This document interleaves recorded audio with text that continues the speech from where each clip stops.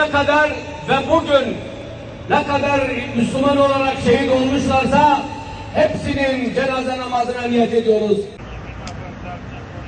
Allahu Ekber. Allahu Ekber. Esselamu Aleyküm ve Rahmetullah.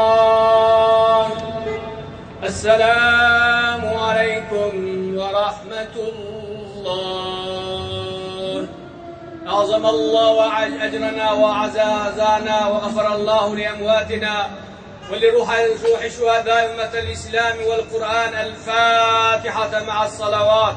لا يخزي الله النبي والذين آمنوا معه نورهم يسعى بين أيديهم وبأيمانهم يقولون ربنا أتمم لنا نورنا واغفر لنا. Şüphesiz ki her şerde bir hayır vardır. Biz her ne kadar şer olarak değerlendirsek de Rabbimiz bizim için şer gördüğümüz şeylerde hayır takdir etmiştir. Böyle inanıyoruz. وَعَسَى أَنْ تُحِبُّوا شَيْئًا وَهُوَ شَرٌّ لَكُمْ وَعَسَى أَنْ تَكْرَهُوا شَيْئًا وَهُوَ خَيْرٌ لَكُمْ diyor. Hayır olarak gördüğünüz nice şeylerde Allah şer olarak gördüğünüz nice şeylerde siz bilemezsiniz ama Allah bilir. Siz bilemezsiniz ama Allah'ın tuzakları farklıdır. Allah sizin bilmediğinizin ötesinde hesaplar yapmaktadır.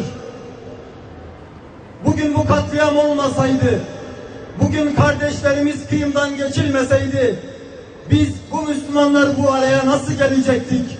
Bu birliği nasıl sağlayacaktık?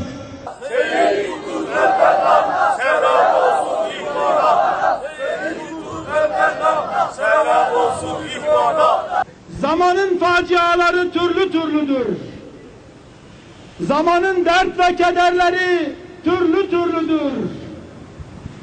Zamanın bazen hüzünlendirici, bazen de sururlandırıcı anları vardır.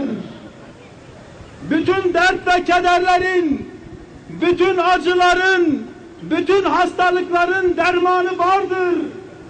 Bütün acıların, bütün problemlerin bir kiremi vardır onu kolaylaştıran ve iyileştiren.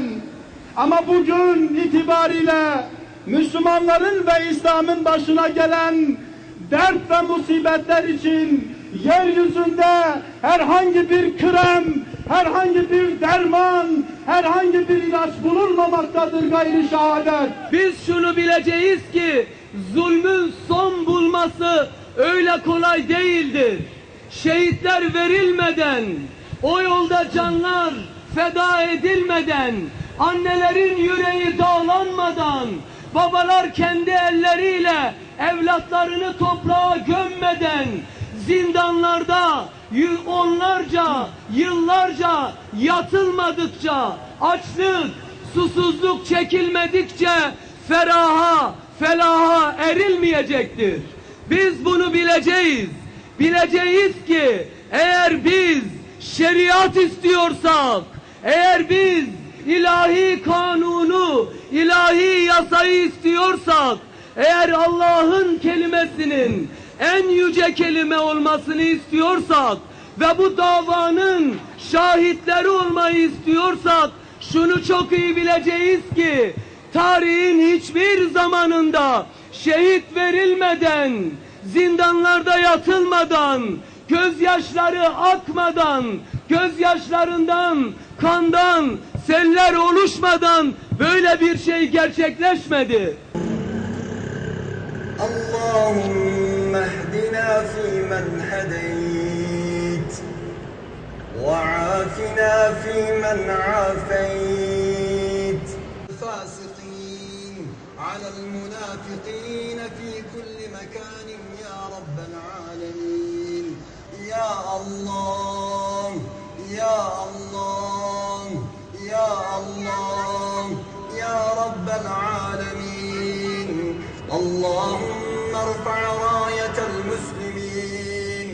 اللهم ارفع راية الإسلام واجعلهم لمن خلفهم آية يا رب العالمين يا رب العالمين.